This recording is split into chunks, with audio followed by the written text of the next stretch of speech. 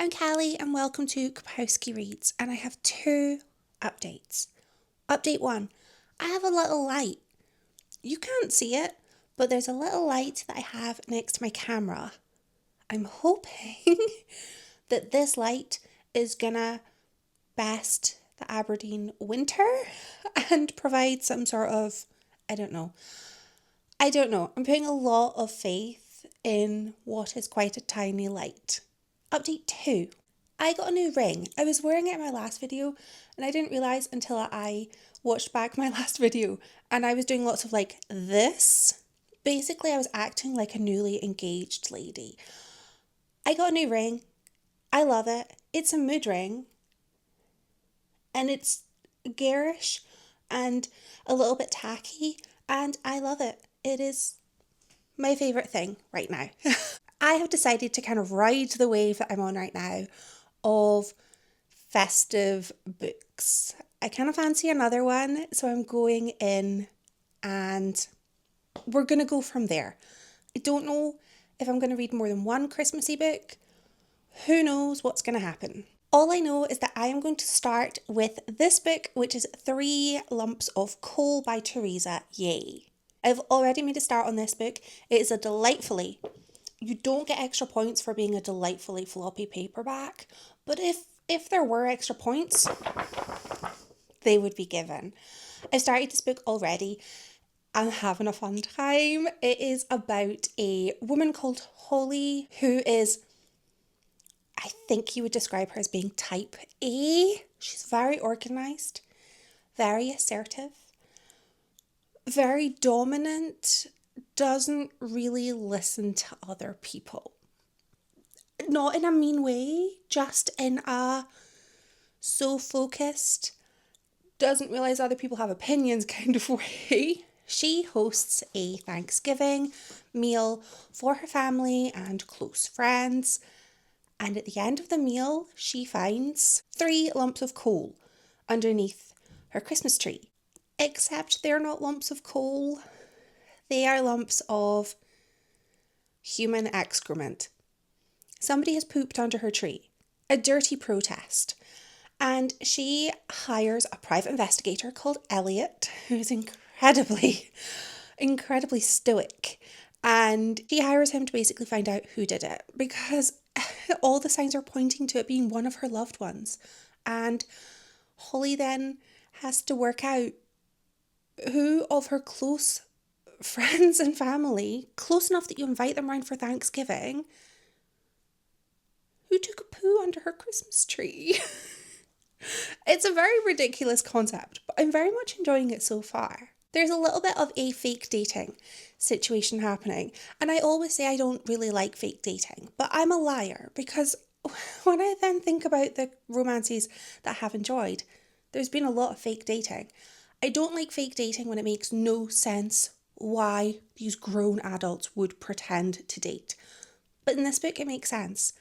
Holly has to justify why this private investigator is basically at all of her family and friend functions.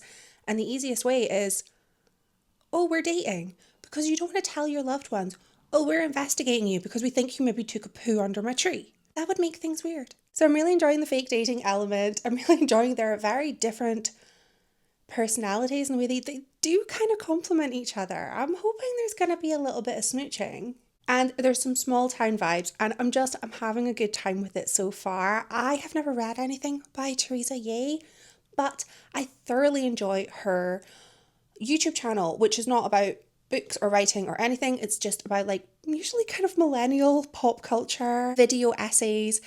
I really like her as a person, so I'm delighted that I'm enjoying her book so far.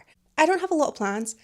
Right now, my main focus is Big Tidy, which is basically the big tidy of the house, because we are hosting, not Christmas, we don't do Christmas, well we do, but we do the annual festive soiree, which is a name I have given it. None of the people invited use that name, but I use it. We basically have everybody over before Christmas. We have the kids, we have my parents, we have my partner's parents and grandparents, and we have everybody together, and it means that nobody needs to travel on Christmas Day, which is the best gift. And we have buffet food. Everything is very, I was going to say chill, but I don't think I've ever been chill a day in my life. Everything is as chill as it could be. And no cooking, just heating. So lots of party food that just gets chucked in the oven for like 12 minutes or whatever.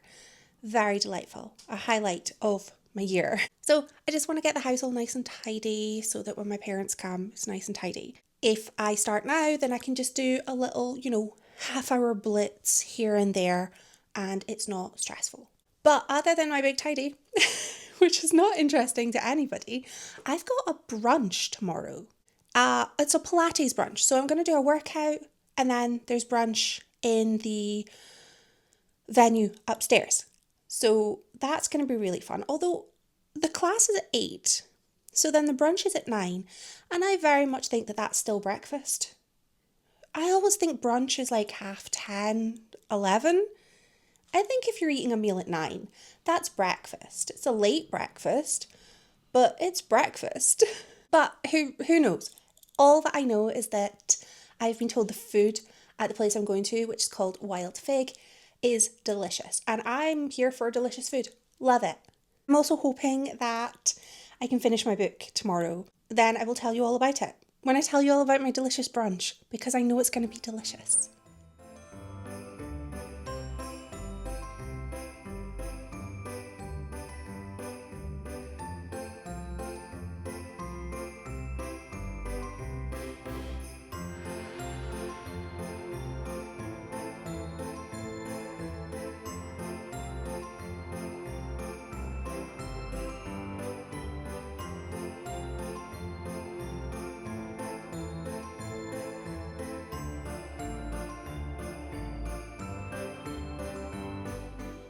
Ignore the kind of, my t-shirt looks gross, okay? But it's relatively clean. It just kind of got a bit stained in the wash. But look, it's a Spice Girls t-shirt, so I wasn't going to get rid of it. It's just been relegated to workout t-shirt. Which probably tells you I've been and done my workout. It was fun. And at the risk of sounding weird, which I don't mind sounding weird, I just saw the most charming loos, which feel very which feels very appropriate for the book I'm reading. For context, the place I went to today for my brunch is kind of attached, it's on top of the old Victorian public facilities. And the gents have been transformed into a sort of like kind of venue, a usable space. And so there's these gorgeous old Victorian tiles. It is charming. I mean, as charming as a toilet can be. It's ridiculous. I'm going to add some footage at the end of this little update because they're so pretty. I had to send pictures to my friend because she really enjoys a beautiful public bathroom. The ladies' facilities have been updated and modernised, so they are the usable ones for the restaurant. And again, stunning. So the tiles, gorgeous. The brunch was amazing. I had eggs. I didn't look at the menu, which is so unusual for me. I am that person that researches the menu days, maybe weeks before I go anywhere. And I know what I'm going to have. I have my backup order. I have my sides. I have everything planned, plus a backup, and then a backup, because I don't want to have any stress, any extra stress. So I had eggs royale, my favourite. That is my absolute favourite. Breakfast, brunch, lunch, I don't know. I'd have it for dinner. It's probably one of my favourite meals. Basically, it is poached eggs on toast with salmon and hollandaise. And dill, fresh dill. Oh, amazing. I'm basically a big bear when it comes to salmon. I love salmon. One time somebody gave me a whole salmon. Like, it was the best. It was the best day. They just gave me a salmon and were like, oh, please take this. I dined so well. My hometown crest actually has 3 salmon on it. I don't know if that's maybe the reason why I love salmon or just because I find it to be utterly delicious. I have, of course, told my boyfriend that I think we really need to make this one of our regular places. He wasn't with me. I went alone. But I took pictures of the menu to send to him and I was like, I think you would like, this, this, and this. And he was like, yes, I would. So we are going to go there together. I, always happy to add somewhere that is tasty to my list of places I go to. I usually just go to the same handful of places over and over. Goodness, this t-shirt really does look a bit worse for wear. Anyway, I'm not going to talk about toilets anymore. Instead, I'm going to go back to my book about somebody who probably would have benefited from some toilets, TBH. I have finished 3 lumps of coal. I finished this at my brunch. I wasn't being antisocial. It was a very small group of people that were there and everybody else knew each other and they were catching up on shared acquaintances and things. And I was like, I'll be at the side. So I was at the side with my book and it was the most gorgeous venue to just sit, look out the window, read my book, cackle away. This was charming. It was so charming. It was such a silly, silly little plot. Of course, somebody pooping under the tree, which will never not be hilarious to me. It's awful. I would be distraught if somebody, did that to our tree. Our house is a lot smaller than Holly's house. We would know. You'd be right in the middle of the living room. But Holly's tree was sort of in a different room to where everybody else was. And it turned out there was also somebody who had, done a number, the number being 2, in her basement. So, was there 1 phantom pooper? Was there 2? It was kind of gross, but also really funny. And I really liked the investigation. Holly was also running for mayor. So she was just like, who dislikes me? I didn't know I had any enemies. And during the course of the investigation, discovers that she's maybe not quite as popular as she thought she was. We also get into her dysfunctional family. She has a younger sister. She's younger by quite a few years. I think she's about 8 years younger. And her sister is engaged to Holly's ex-boyfriend. The plot thickens. And this ex-boyfriend, wow, is he a catch? Really good at shelling nuts. That's his thing. He likes to shell nuts and just leave little shells at his wake. It was so funny. The characters were so fun. They were so enjoyable. I really liked the kind of family dynamics, which I think a lot of people can maybe relate to. Maybe not the sibling rivalry part, but, family relationships are always a bit unusual or often are unusual. And I really liked having these quirky characters and their such strange relationships, their lack of boundaries, but it was really enjoyable. But it was really interesting to read about. And I really liked Holly as a character and the way that she kind of, the growth arc that she took. It must be horrible to sort of think that everybody likes you. That you're really popular, you are beloved, you're like local hometown hero kind of thing.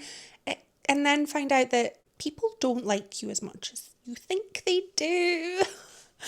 And that a lot of things that she thought people were saying, she wasn't reading the context behind them. She was just hearing the words and not realising that they were said with sarcasm or that she was very much being kind of mocked. It was kind of sad. It was a bit of a shame. I really liked the relationship between Holly and Elliot. Elliot was an enigma. I wanted to know more about him. I was really interested in his story, how he had become an investigator. And everybody thought he was, ex-NYPD and had this whole big backstory for him that wasn't true. But he was just like, yeah, let's go with it. There was a very dramatic parade. I love a parade. And we get a glorious Poirot-esque grand reveal. Everybody's gathered. And Elliot's going around being like, perhaps it could be you, but no. And it was just really fun. And all I really wanted was just to chuckle, to cackle, to have a really enjoyable read. And that's what I got. I will definitely be looking for more books by Theresa Yeh. Hopefully they are as charming and fun as this was. I knew that she wrote about sort of millennials, and it definitely, this book reeked of millennial. And I say that I believe I'm a core millennial. I read somewhere that 1986 is the start of the sort of core millennials. And, you know, if anybody ever doubted I was a millennial as I'm stood wearing my Spice Girls t-shirt, I'm actually going to go and do a little bit more housework, but I'm going to shower first and do something with my hair. But then I'm going to start a new book, and I've decided finally what I'm going to be reading next. I'm going to be picking up my Kindle, and I'm going to be reading Yours for the Season by Uzma Jalaluddin. I have read 3 books by this author already, and I want to say I've given each of them 5 stars, or at least 4. I actually feel like I need to give credit to Uzma Jalaluddin, as this author is the reason why I do not pick my favourite books until the year is over. Because I cannot remember her Christmas book. I will add a little graphic up of it.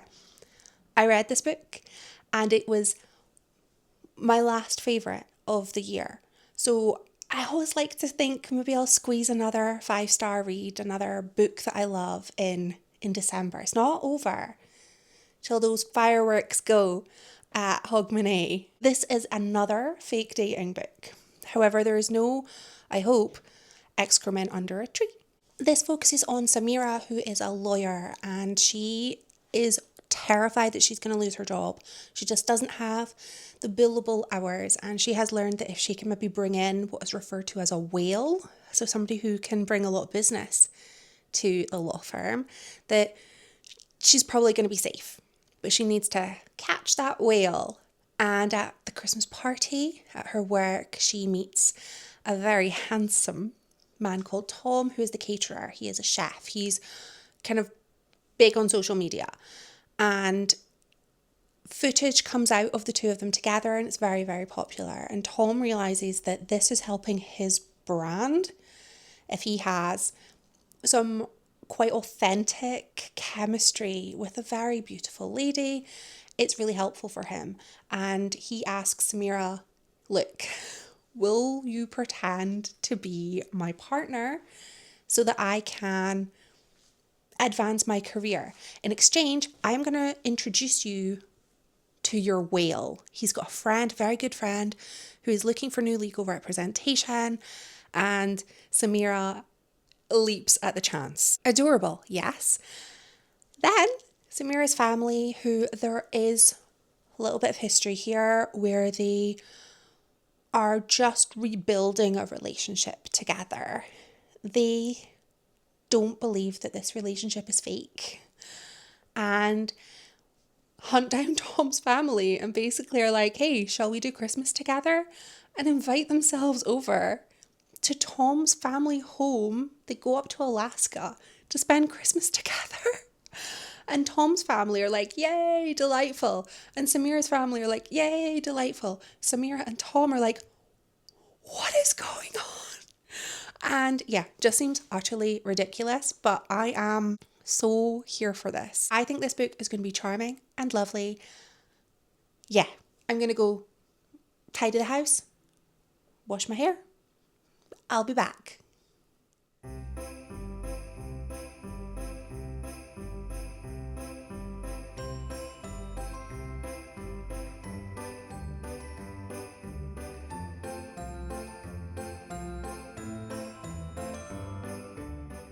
I am heading into town. I'm on a mission. I have my winter vaccine, I think it's called a winter vaccine appointment. I've never had one of these before. Despite my lungs being made of paper and wishes, I've never qualified. But for some reason I qualify this year.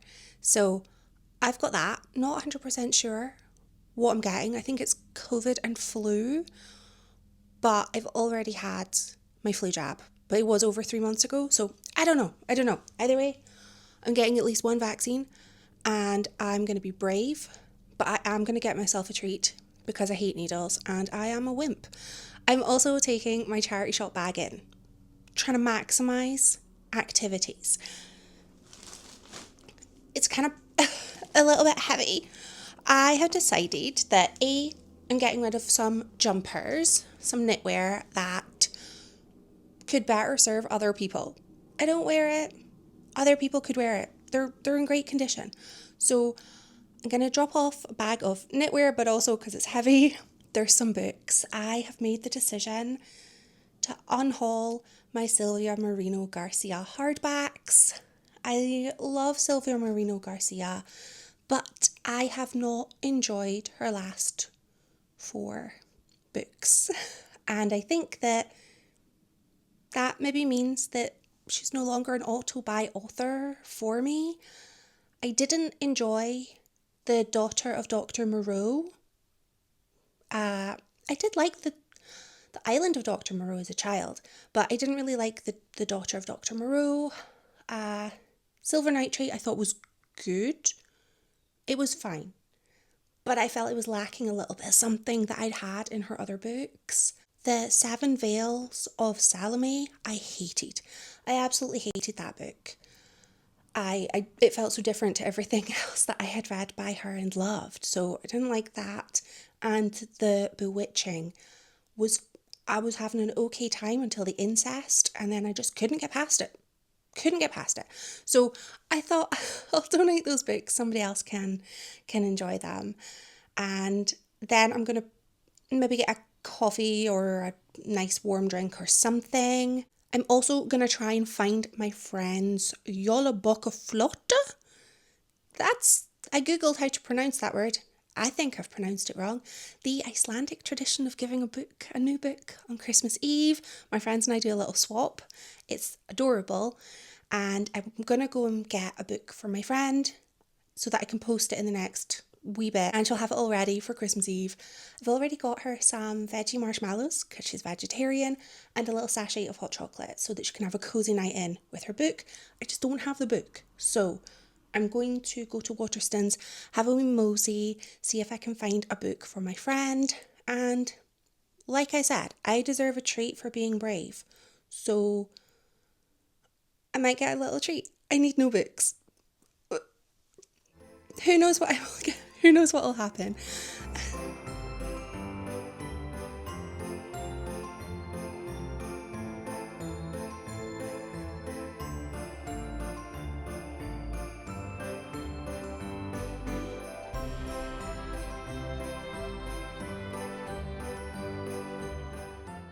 A few days have passed since my last update, but I'm back and I have now finished reading Yours for the Season. And somebody please kindly sound the 5-star klaxon because I gave this 5 stars. I love this. Uzma Jalaluddin is without a doubt my go-to for a heartwarming family story. It was gorgeous. This book follows a fake dating situation between Samira, who is a lawyer who is really worried about losing her job in the new year. Hi. Sorry, the cat is snoozing on my sofa. I love him. She's worried about losing her job in the new year. She needs to get her billable hours up. We have Tom, who is like an Instagram celebrity chef, and he is catering her work Christmas party. They meet, and it's kind of an adorable little meet cute. He goes and gets her cranberry ginger beer and is instantly a little bit smitten. And her mother phones, little catch up, and sees Tom on the screen because they're having a FaceTime call. My mother would never. And she does not believe that Tom and Samira just met. She's like, no, this level of sort of banter, you know each other. And the mum meddles, as these fun characters do. And Samira's mother contacts Tom's mother and ends up, the whole family goes up to Alaska to spend Christmas with Tom's family. And he is a bit of a kind of local celebrity. His family go years back. They own a lot of the businesses. He is kind of the big man about town. So we get a whole bunch of different kind of overlapping stories. We have Tom dealing with his difficult family relationship. We have Samira also dealing with her difficult family relationship. She was previously estranged from her family and they're rebuilding their relationship. But it seems to have really impacted her much younger brother, who she missed a lot of his formative years, and they're trying to rebuild everything. There is a lot of emphasis on people trying to be what other people want them to be rather than being themselves. And that just causes so much heartache, so much sadness and resentment trying to make yourself something that you just aren't. I loved the characters. I loved all of them. There was a villain. I loved the villain too, because every single character felt well-rounded and any flaws or quirks made sense because you knew enough about the characters that you would go, they're just doing that because of XYZ. Everything made sense. I really liked the way that both Tom's family and Samira's family tried so hard to understand each other's traditions, and it was quite beautiful. It was so cute. Samira's little brother, of course, being a bit of a scamp, trying to convince his parents that people play tricks on each other at Christmas time. And that led to a little bit of miscommunication, but it was charming and it was lovely. This was such a heartwarming book. I think the last 30% of this book, I was just crying through heartwarming tears. There was a bit of I was worried there was going to be the old miscommunication trope, which I don't like. And there wasn't. People used their words. People had to be told to use their words, but people used their words. The sibling relationship with Samira and her little brother and her sister as well, her older sister showed up. That was adorable.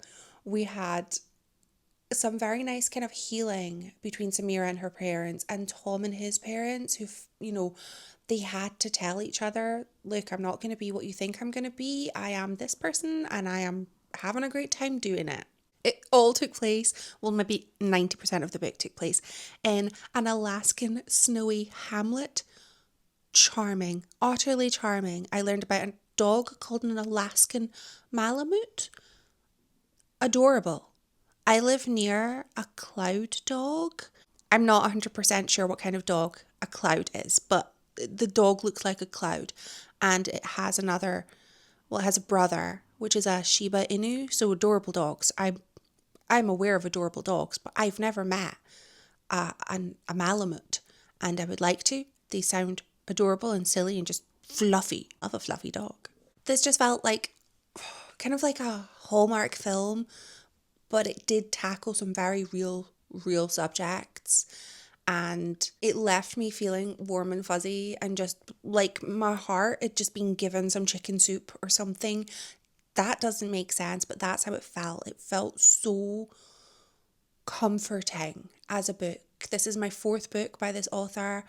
I love her. I want to read more books by her. I do have one more book, which I think is called Aisha at Last. I'm going to be reading that in the new year. I'm certain I'm going to love it. I have read 2 books in this video and I have had a fantastic time. My heart is warmed. I've giggled, I've cackled, I've kicked my little hooves. There's been smooching. I've enjoyed all of the smooching and I'm here for it. Highly recommend both of these books. Great time. Thank you so much for watching. Bye.